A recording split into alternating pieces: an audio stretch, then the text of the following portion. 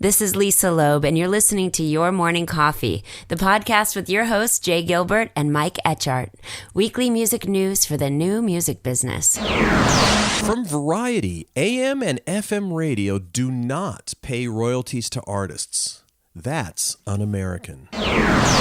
From Time Magazine, Grammys okay AI use in music, but ban fully AI-generated songs. And from various sources, changes at Spotify, what you need to know. And Jay and I determine what you need to know. And then we will tell you what you need to know. We will tell you all the stuff. All right. So there it is. All right, we've got a great show. We are looking forward to start talking about it right about now. Stand by for transmission. This is London calling. Wake up! The revolution is at hand! Your morning coffee is on the air. On the air. On the air. On the air. On the air.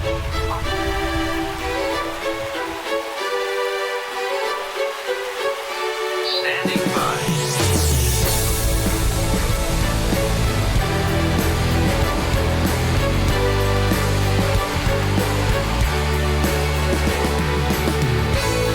Your morning coffee, the weekly music news for the new music business.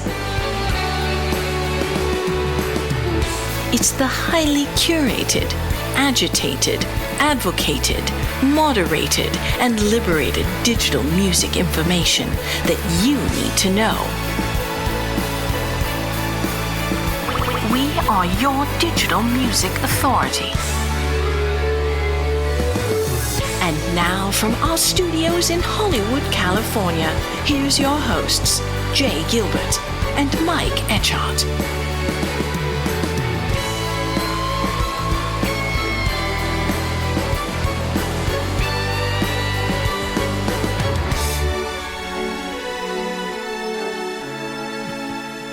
Jay, there you are, rocking the Gulf Coast. Yeah, coming to you semi-live from St. Petersburg, Florida, visiting mom and dad, having some good food and good company.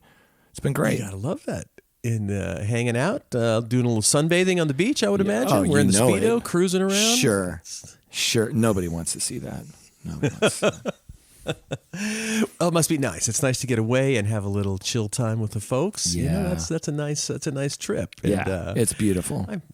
Good for you. Good Thanks. for you. A little R&R. Yeah. And so much to talk about. Gosh, it's been a busy week, of course. And, we talk about this a lot. It's, it used to be summertime was kind of the mellow time, but there's no mellow time anymore. No. It's all stuff going on and lots of changes, lots of topics to talk about. And this, I mean, every week the newsletter is great, but this week the newsletter was epic. There was just so many great articles in it, and thank you. I found myself just going down rabbit holes. Yeah, it was like a treasure hunt, really. Because it starts off in the beginning of the week and it's a little quiet, and then as the week progresses, it's like an avalanche, and there was so much to talk about, and we'll jump into some of the stories in a minute, but I want to talk a little bit about Billboard Pro.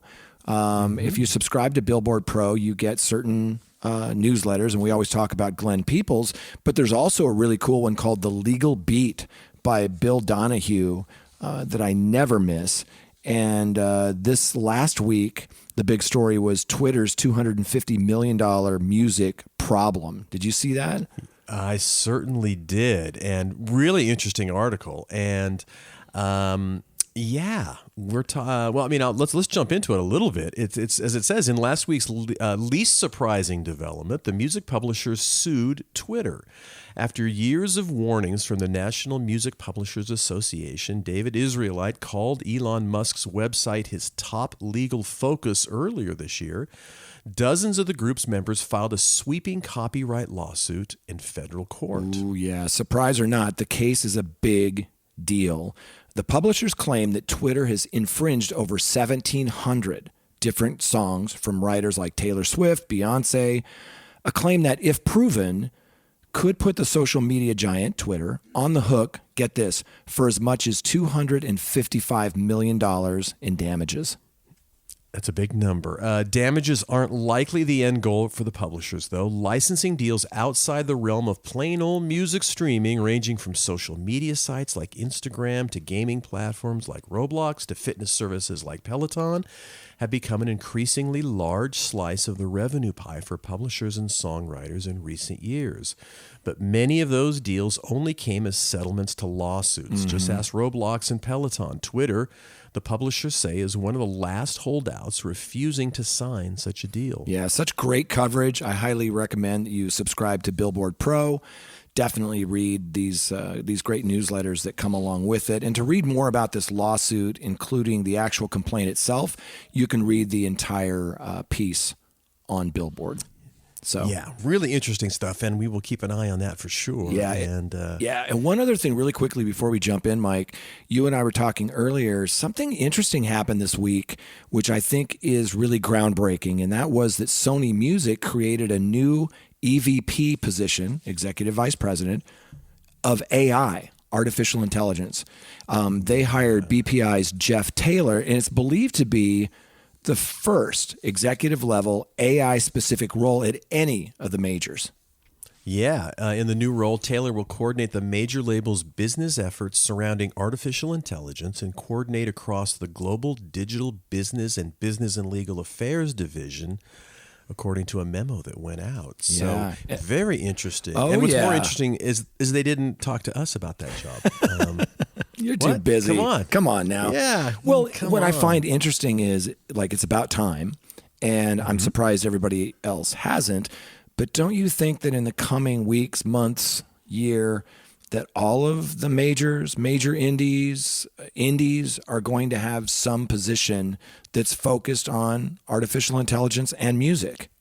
I would think so, absolutely. But you know what's interesting, and we've talked about this a lot, there are so many different flavors of what AI can mean to a music company. Right. And it's and many of which are super beneficial and not scary, as we kind of talk about. That's a good point. So let's dig into that a little bit. So let's look at some of the AI in music that we've been talking about, and it's not all nefarious. It's not all fake Drake.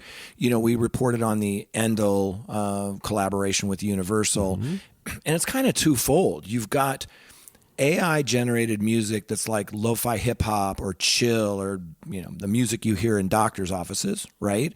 And that is this new agey kind of music that's been created by AI actually for years and is becoming better and more popular. And that's basically one side of it that, say, Endel and some of those companies can do. The part where it gets a little bit tricky, and this is why I was really interested that Endel collaborated with Universal, is when you're taking a body of work, let's say it's the Beatles or John Coltrane, and you're training that AI with that body of work, and you're generating new music based on that, and you can't generate something from nothing with AI. So when you see these generative AI tracks on YouTube or whatnot, fake Drake, they're using that person's body of work, and that's not their possession. They don't have the rights to that. Right. So there are some other ways that you and I have been talking about AI, and I just wanted to kind of point that out, that it's a broad spectrum. It's a very broad spectrum, and certainly I'm guessing this Sony position is a lot of the sort of business case and back-end publishing and how you finance things and all of that stuff. Maybe a little piracy involved in there too, of course, IP protection. But I think you're absolutely right. And look, this is brand new. This is the first one. So congratulations, Jeff Taylor. We'll see how this moves forward, but we wanted to let everybody know, that's easy for you to say, it's a new world out there. It is a new world. But you know, with new technology comes new opportunities. And Agreed. I think it's ultimately going to it's going to be a super great thing for most of these sides of the business. Yeah. And whether it's on the production side or whether it's on localization, doing language things that allow you to release music in a different country, in a different language easily. Lots of things that will really get busted wide open with all this technology, and it's going to be exciting. It's very exciting. I agree. And scary. Yeah, it's scary at the same time. By the way, Jay, when we do the podcast, we are so lucky to have fantastic sponsors. And we sure say that we have to do a shout at every time because we've since we started the podcast, we've been so lucky to have great people helping us put it together, including Hypebot. Since 2004, Hypebot has chronicled the new music industry and the trends and technologies that are changing how music is discovered, consumed, marketed, and monetized. It is edited daily by founder Bruce Houghton with help from Alana Bonilla. Hypebot and sister blog Music Think Tank are published by live music discovery and marketing platform Bands in Town. Oh, yes, Bands in Town. Over 74 million live music fans trust Bands in Town to get personalized concert alerts, recommendations, and messages from their favorite artists. It's the #1 artist services platform, connecting over 560,000 artists with their superfans. Managers, labels, agencies, and artists access their own dashboard to manage and promote their tour dates across all platforms. Yes, indeed. And big thanks to the Music Business Association. The Music Business Association creates the rooms in which the important conversations that shape our industry's future take place. We know when we work together, our industry, your business, and your people will be stronger. Our membership represents every major segment of the global music business, including labels and distributors, music streaming, retail and wholesale, publishers and pros, rights management and metadata, artist managers, tech, and startups. To get more information, go over to themusicbiz.org for more information. So big thanks to the Music Business Association, our good friends over at Hypebot, and of course, Bands in Town. Oh, big thanks. And I got to say, when I get to do this show every week, I get to hang out with the man that is rocking St. Petersburg today, my good friend Jay Gilbert. He is a music industry consultant. He's the curator of the fabulous weekly Your Morning Coffee newsletter and a former executive with Universal, Sony, and Warner Music Groups. Yes, and my good friend Mike Etchart sitting across from me, longtime host of Sound and Vision Radio, formerly of SST Records, Warner Music, Capital EMI, and Universal Music Groups, where we used to hang out and talk music regularly. We still do.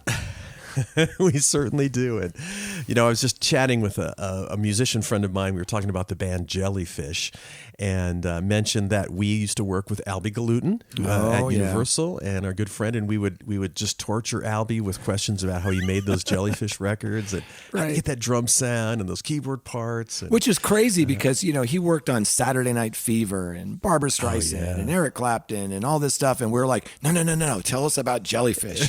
That's right. We don't care about any of that. Tell us about Jellyfish. Yeah. Oh boy, it was an interesting eclectic group that we work with, and a lot of musicians over there. Oh yeah. And, I think one of my criticisms of a lot of people, and it may have changed a bit, but still, I think the record industry does a terrible job of educating their employees on how records are made. Oh, 100%. What are the important parts of that process, and what are the assets that are created when you make a record, and maybe to your point before, how the different departments work together or not. Yes. And so I think when you and I got into business, we kind of came again from playing in bands and knowing some of that stuff. And that was important things to know, especially when we were working on surround sound things, looking for the tapes and the assets and knowing what they should look like. And hopefully people are doing a little bit better job. But, what scares me too is that, we were there for the transition between tape and digital assets. And I as people turning in hard drives with material on them, it's going to be hard to retrieve some of that information, and it's a lot of stuff going on over there that I think they could improve upon. But anyway, good times. A lot of stuff. Yes. So let's jump into the stories, Jay. Boy, there's a lot of good ones, and we've talked about this first one. So this is from Variety. Yep. AM and FM radio do not pay royalties to artists, and they're saying that's un-American. Absolutely true. But we've talked about this, and this topic has been batted around back and forth a lot over the last couple of decades, and yet we're still in the same situation, which is just terrible. We were talking about the countries that do this, meaning that they don't pay the performers. Now, the publishing side they get paid on, but the performers.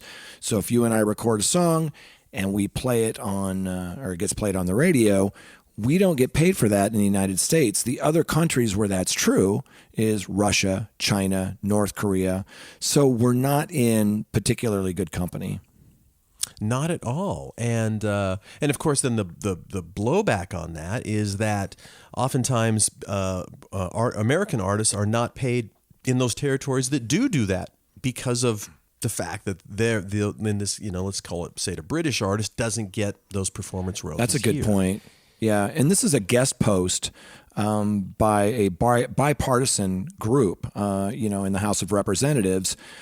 Senators Alex Padilla, he's a Democrat from California, and Marsha Blackburn, a Republican from Tennessee.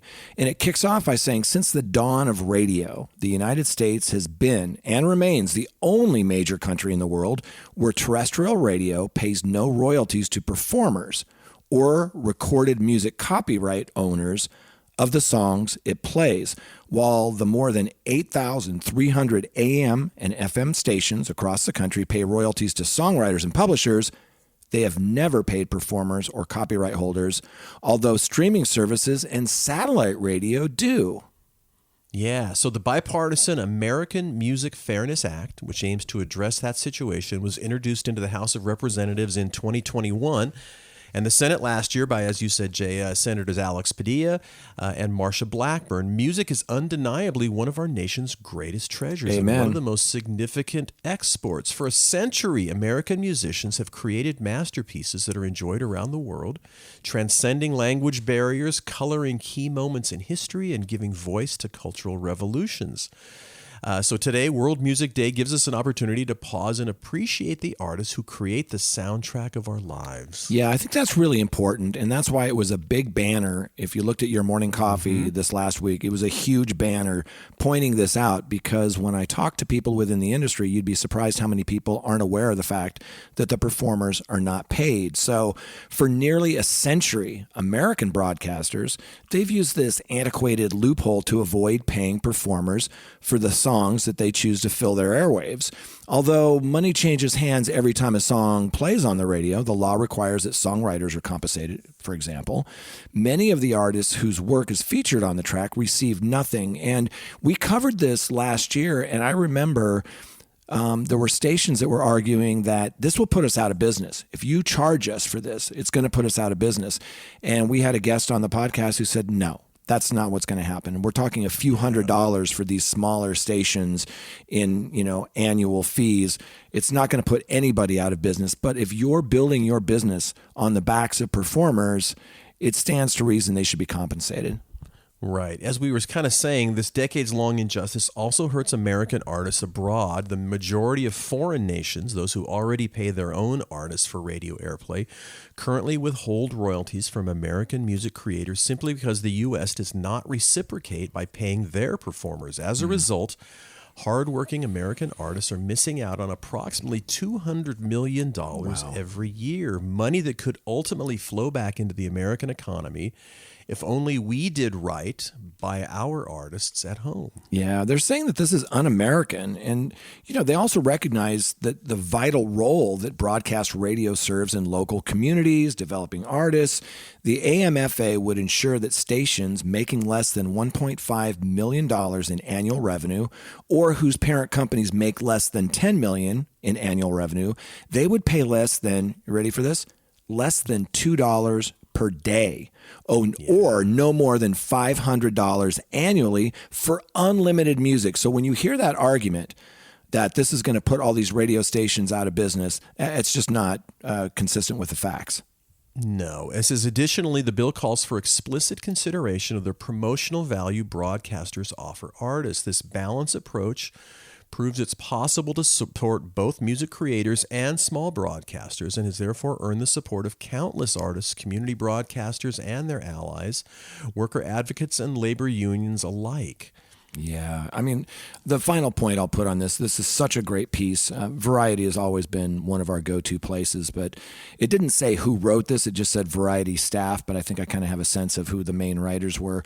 This World Music Day that we're talking about, as support for AMFA continues to grow, it's time we respect and honor our hardworking American artists. Amen. That means that more than singing their praises, It means finally respecting the artists that have helped define our lives, with the paychecks they've rightly earned. So great piece from Variety, and we'll continue to report on this. And kudos to Senators Alex Padilla and Marsha Blackburn for a little bipartisanship, which is sorely missed and needed in politics today.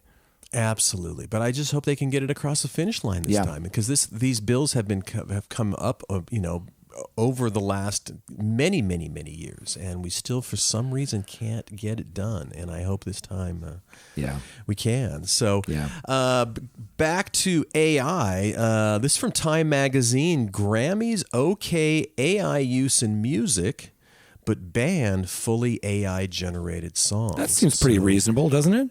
Yeah, I mean, because we've been using AI in music in some form or another for years. This isn't like brand new. It's just been in the public consciousness so much, over the last, say, 6 to 12 months. Yeah, well, and the technology has really ramped up. Yeah. Boy, I mean, you've seen dramatic improvements over the last 6 months. Mm-hmm. And so, but it is interesting to kind of see the way these stories and the way these issues just kind of permeate, or not permeate, but they kind of bubble under, and then all of a sudden, boom, and there it is. Right? It's everywhere. And what I loved about our conversation last week or the week before was that we were afraid that the music industry would pull one of those Napster moments and try to kill it. And what I love about the Endel deal with Universal and some of these other things is that it seems like they're starting to embrace the technology a little bit. And the way they pointed out here is that artificial intelligence is really permeating the entire artistic world, and the fact that the Recording Academy, that's the organization behind the Grammys, they're accounting for under their new eligibility requirements that restrict fully AI generated songs, makes sense, but allow for, use in award eligible music. Sure. So the Recording Academy announced Friday that artists can use AI in their songs and submit them for consideration for an award as long as there is a meaningful human authorship component in the work.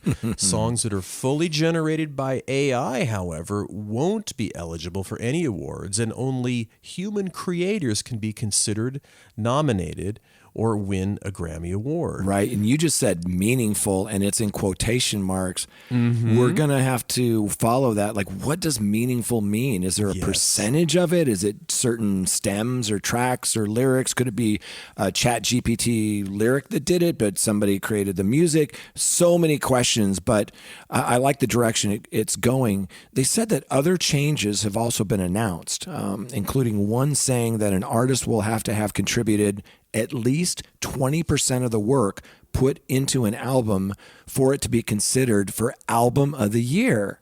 That's super interesting. It is. The new Grammy Award qualifications come after more recent advancements in AI have led to generative AI, which we talked about, which can create new content. Experimental use of technology in music has been around for decades, though. Yeah, it sure has. And as they say, the rise of AI and its use in the music industry has been seen through a new wave of AI-generated songs by popular artists that have made their way online. Tracks like Heart on My Sleeve, which use AI to add vocals from Drake and The Weeknd, garnered millions of plays, going viral online before eventually being taken down after complaints of copyright infringement from Universal Music Group. So, it is interesting, and we will see kind of, again, this is pretty broad stroke stuff, and I think the nitty gritty will really be, when you're talking about percentages and all kinds of things. And how do you measure that? You know what I mean? Like, meaningful human authorship. And you were talking last week about the misconception about the new Beatles song that Paul McCartney is working on. Yeah. It's not being generated from the Beatles' body of work or from nothing. Talk a little bit about that use of AI. Yeah, well, it's, the ability to sort of really pull out certain components of songs and use them. So to isolate tracks, let's say, of it's just a stereo master, but being able to pull out, as Paul did, a demo that John Lennon had done on cassette, which is either him playing, again, he was singing against his own piano playing or guitar playing. Paul just wanted the vocals. So with AI tools, he was able to pull that vocal out. And that's something they used in the Get Back documentary that Peter Jackson did. But that was done like 3 years ago. The technology just in that time has really advanced tremendously. Yeah. And again, that's super helpful, especially when in a world of Atmos mixes and things like that, where you need these individual tracks. And sometimes the masters are lost or you can't find everything. And I've told the story of a couple of Steely Dan tracks that aren't in the universal vaults that are supposed to be, the multi-tracks. And, right. You know, and when we were working in surround sound back, 15, 20 years ago, that meant game over. You couldn't really do anything. But now if you've got these AI tools, you can, again, isolate tracks, and it's got tremendous opportunities for creativity in the space. And the last thing I'll say really quickly is at the end of this article, there's a little mistake. I think it says, they were talking about McCartney, using AI to isolate Lennon's voice, which you just talked about from the demo. And then the last line, it says, it's kind of scary but exciting because it's the future. We'll have to see where that leads. Lennon told the BBC. I don't think John Lennon said that to the BBC. I think that was really Paul McCartney, a small little typo there. Yeah. And then the last line of the article is just a reminder that the Grammy Awards are set to take place on February 4th, 2024. Yeah. And this will be the first time with these AI, artificial intelligence rules applied. It's a new world, brother. It really is. But as we keep saying, it's an exciting world. And it does open up a lot of, like all technologies does, it opens up a lot of opportunities for scammers but it also offers a lot of different opportunities for folks that are just working in the space and want to simplify and do things that you couldn't do before technology wise. It's really amazing. And again, we talk about that Peter Jackson using this technology for the Get Back documentary. Again, that was 3 years ago, and that was unbelievable then. Oh my gosh! And look at how far it's come now. Groundbreaking. And it's great. It's just remarkable. Yeah, and it's only going to get better, right? It's only going to. We're looking at early versions of Chat GPT and all of these tools, and they're on the Discord server. They had this hub for AI where you could go on. It's still up, and you can grab a lot of these tools, and they're trying to shut this thing down. But the cat's already out of the bag, and there's so much going on now in the world of AI. But the good news is we've been reading that it's identifiable, meaning that a large percentage, if not like 97, 98%, can be identified with technology when they do use generative AI. And speaking of AI, on this Time Magazine article, at least when you pull it up on the web, there's another thing talking about AI images and how that can be identified now. And we're talking, of course, about music, but boy, in the world of images and putting things in movies or in just still images, AI is pretty amazing and scary what you can do. And I think it's worth noting that, especially with these images, it's not generating an image out of nothing, out of thin air. Right. It's using somebody else's work to do that, and we believe that those people should be identified and compensated for it. So, fantastic piece from Time Magazine on the Grammys covering AI. This last piece really isn't one piece, it's 4 pieces because there was so much news about Spotify this last week. I mean, there's a lot of news about Spotify every week, but our headline was Changes at Spotify, What You Need to Know. And it sort of kicks off with this really cool piece from our friend Bruce Houghton over at Hypebot. And it's a really good reminder, and I've been telling clients and friends this for a while. The headline in Hypebot was Spotify to delete historical artist data in 10 days. How to download yours now. And this is super important. And we can talk about why they're doing that in a second. But let's talk a little bit about Spotify deleting historical data in Spotify for Artists. Yeah, so they've announced that it will delete all artist data over 2 years old, plus the year-to-date across the entire Spotify for Artists analytics platform on June 30th. Yeah. Yeah, Spotify will also eliminate analytics features that it says have quote-unquote low usage, including similar artists and compared to other artist analytics. Right. All-time stream counts on songs will not be affected. That's important to know. And Spotify says the change will make it possible to bring exciting new analytics features to Spotify for artists. See, that's the point. And you and I talked about this before we hit record. It's not that they're just deleting some features. They're trying to make room. They've got a ton of data. If they've got 100 million plus tracks, that's a lot of data that they're storing and manipulating. So they're saying that they're going to get rid of some of this, to your point, to bring on new features. Well, let's go through what some of those features are. Yeah. So these new features include custom date range filters on more pages, new engagement stats on your songs. On your songs page. Mm-hmm. Then you also have new fan segmentation of your active audience, more historical data on your audience engagement page, a new roster management view. Yeah, and that's key, right? I mean, all of those things are things stuff that I think we're going to be using a lot more of. And I think this is actually a pretty good move. It's going to make it a little bit more robust and a little bit more user-friendly. And I happen to like the points that they're keeping and expounding on. And this is such a great piece from Hypebot. They explain how you save your Spotify data. And I highly recommend that you print out that article. But just in a nutshell, historical data from December 31st, 2020 and earlier will be available to download from Spotify for artists only until June 30th. So that date's coming up here. As we're recording this, it's June 24th. This will drop on the 26th. So you only have a few days to do that. Look for the download arrow icon on song pages to download a CSV data file. This only works on the web and not from the Spotify for Artists mobile app. So do it from your desktop and make sure you go in there and grab your data and download that data. You may need it later and you may get curious and want to search through things and see how things were performing and, kind of measure up against what you're doing now to see if you're under or overperforming what you've done in the past.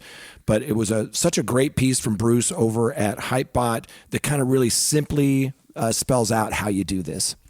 Super important, absolutely. Well, and you and I were speaking again about the just insane data storage that Spotify needs to have. And can you imagine? Talked a number of times about how many songs on Spotify are never played, and right. So you can go over to Forgotify. Yes. Not even once. Yeah.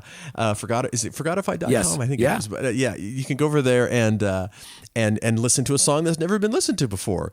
And so, I can't remember the numbers exactly. We've talked about it some time back. A staggering number of songs on Spotify just never get listened to, period. Yeah. And yet they're having to host that and store that and deliver, have this infrastructure to deliver it, even though nobody's asking for it. Generate analytics based on it.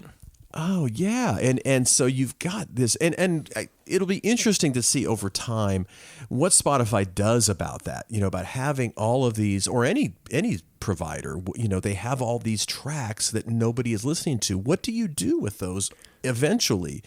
Do you charge for? That's for a good point. And you and I kind of bounced some ideas back and forth a few weeks ago about potentially, there's a fee associated with your music, keeping it up if it's not being played at all. Maybe, I don't know. I hate to see it get into that granular level, but now we're getting to the point with the number of tracks that are uploaded. For Spotify, that number is officially, at least according to Billboard and Glenn, that's right around 60,000 tracks uploaded on average every day. If you include YouTube and SoundCloud, that number doubles to 120,000. That's why you hear that number being bounced around a lot. But whatever you look at, that's a lot of data that has to be stored, manipulated, and there's a cost associated with that. It's not free to have all those servers. Right. And so, that's a big business decision they have to make at some point, potentially. But it is, when we talk about that big number, 60,000, but if there's if 50% of those aren't ever listened to, just to throw a number out, it's a hell of a problem to have. Yeah, well, the last point I want to make on this piece, and we've seen this in stories before, with that sheer volume of those tracks that we're talking about on average every day, and the aggregate over 100 million, only 4% of those are from the majors. So it's an indie world, it's a catalog world, and it's a big problem. So make sure you grab your data before it disappears from Spotify. Yeah. This next story on Spotify is from The Verge. Spotify's long-anticipated hi-fi tier might require a more expensive subscription. Yeah. Very interesting. Well, we've been talking about that for a while, right? Yeah, they have. They announced it a while back, and then it didn't happen, and people were wondering, well, what happened? Well, the stories that you and I have been talking about, they announced it, but then Apple and Amazon announced their kind of hi-fi tiers, and then Spotify went, wait, hold on, let's regroup. Let's make sure that what we're offering is, worthy. And, they said that years after the initial announcement, which was February 2021, Spotify could offer lossless streaming as part of a new tier, and it was codenamed Supremium. By the way, there's a band called Supremium that I absolutely love. That's a great name. Yeah. I was just thinking, I didn't know of the band. Oh, they're I was just thinking that'd be a good name for a band. Yeah. The pricing of Spotify Hi-Fi has been a source of much speculation in the years since its announcement, especially after competitors, as Jay said, Amazon Music and Apple Music, started offering lossless streaming as part of their standard plans at no additional charge. Yeah, Spotify co-president Gustav Soderstrom said that the company was still trying to work out the financials of the hi-fi offering. Yeah, the problem is when we get into talking about pricing, right? A single subscription to Spotify's current premium tier, it's at $9.99 in the U.S., since its original launch here in the U.S.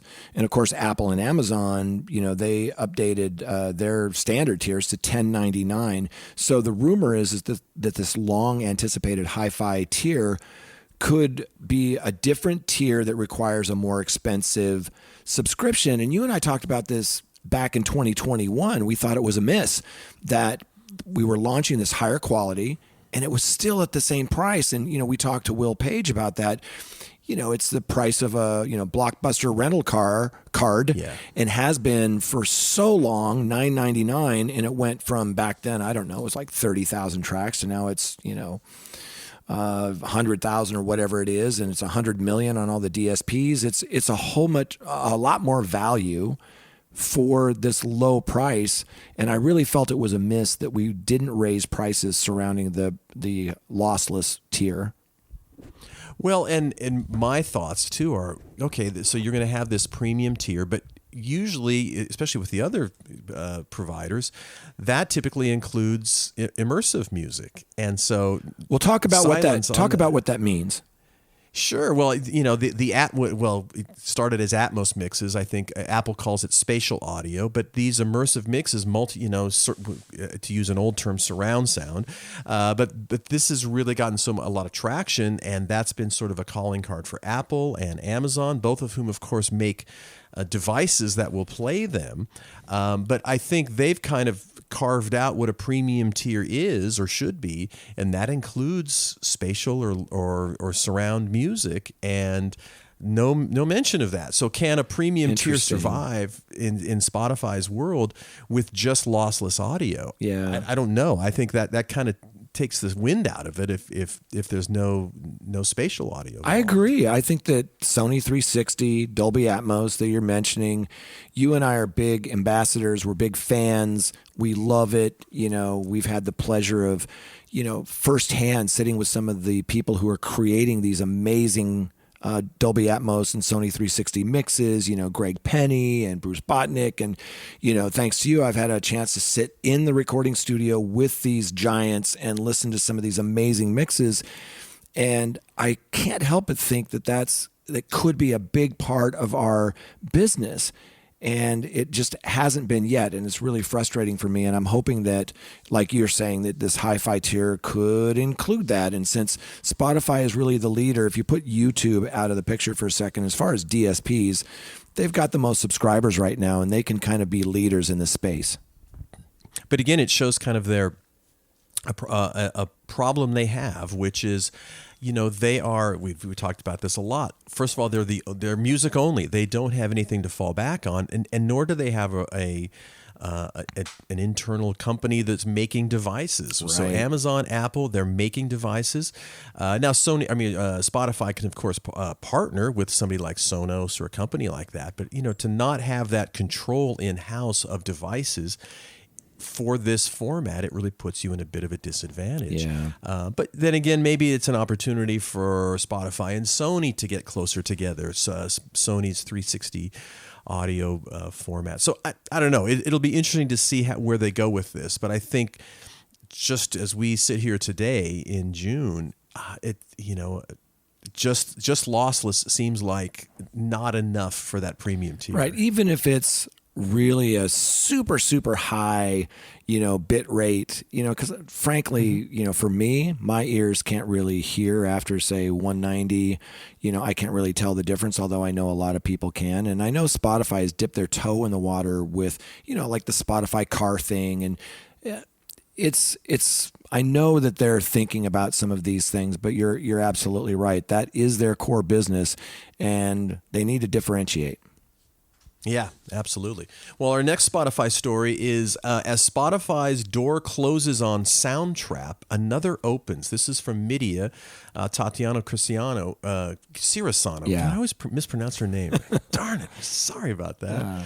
As it starts, the DAW to DSP pipeline that never was. Well, let's put a pin in that just for a second, because I know you know this world, and we hear DAW or DAW punched around a lot. Talk about what that means, when they say DAW, D-A-W to DSP.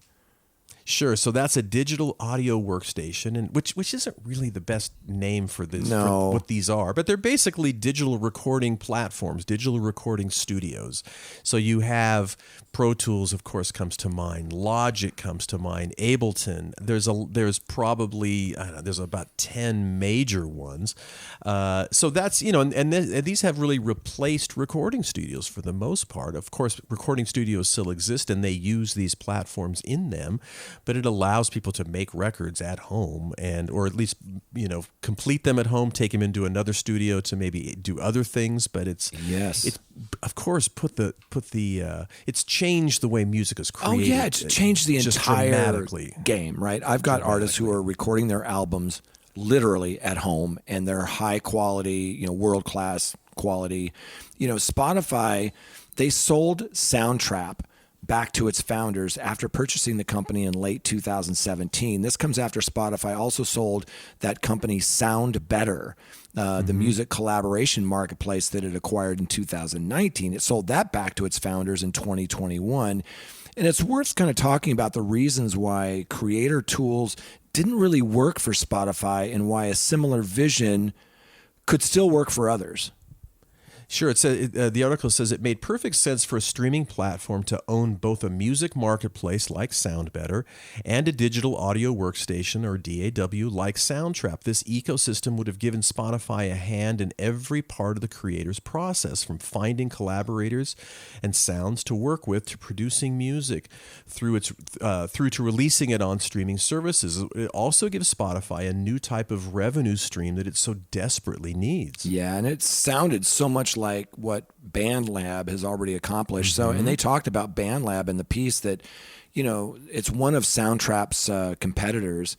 And, it's worth noting the contrast between the two.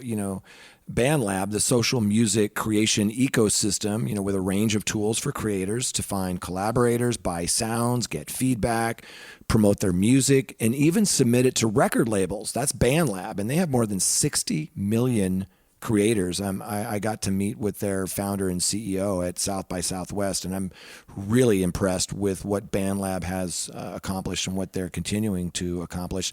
They recently raised $25 million in funding, boosting its valuation to, get this, $425 million.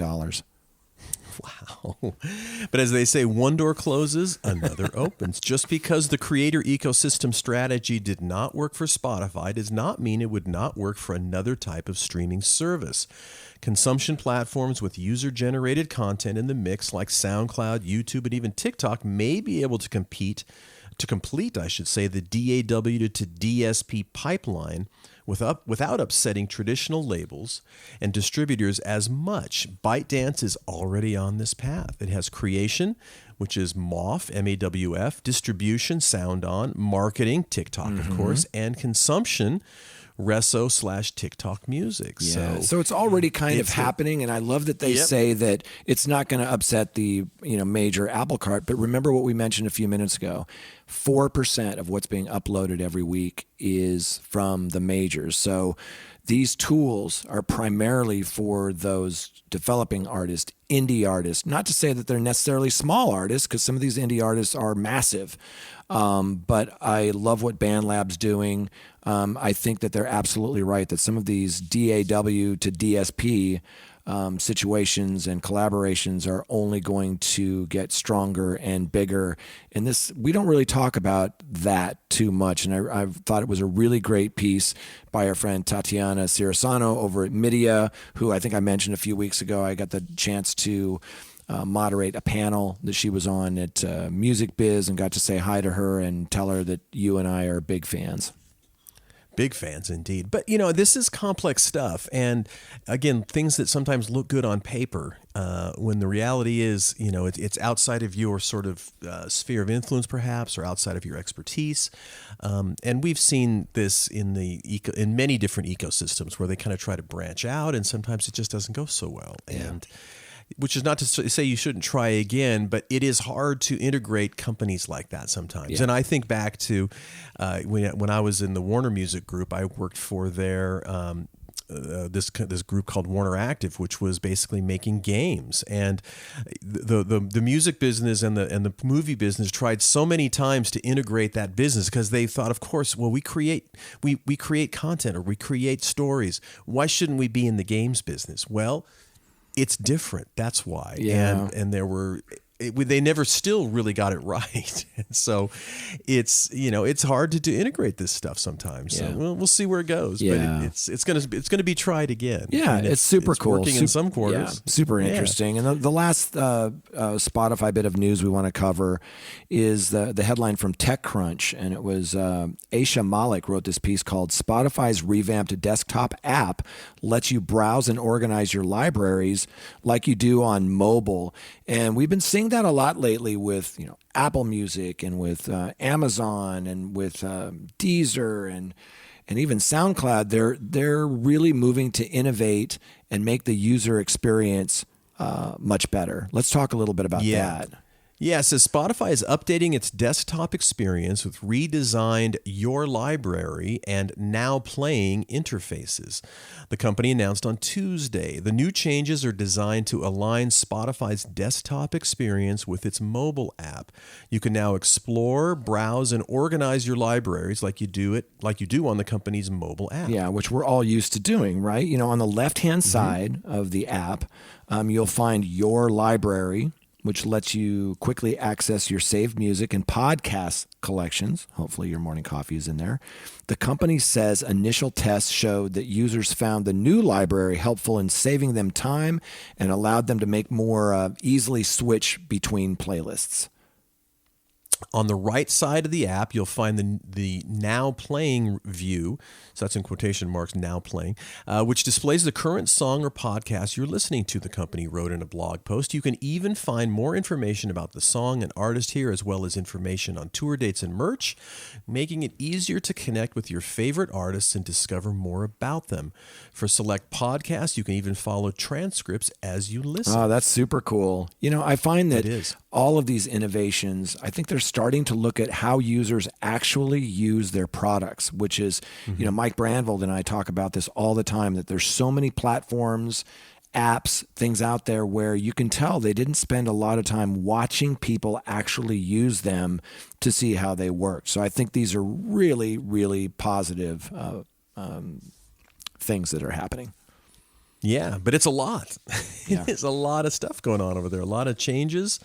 Changes, to quote David Bowie. And there will be more in the future. So on that note, we got to wrap up the episode. Yeah. Jay's got to hit the beach. because he is in St. Pete hanging out in the Gulf. I am. But we do want to thank everyone for listening in. Jay and I really appreciate the folks that download us every week, and we do not take it for granted. We also want to thank Hypebot, Bands in Town, and the Music Business Association for helping us put it together. And on that note, thanks for listening in. We will see you next time on the Your Morning Coffee Podcast.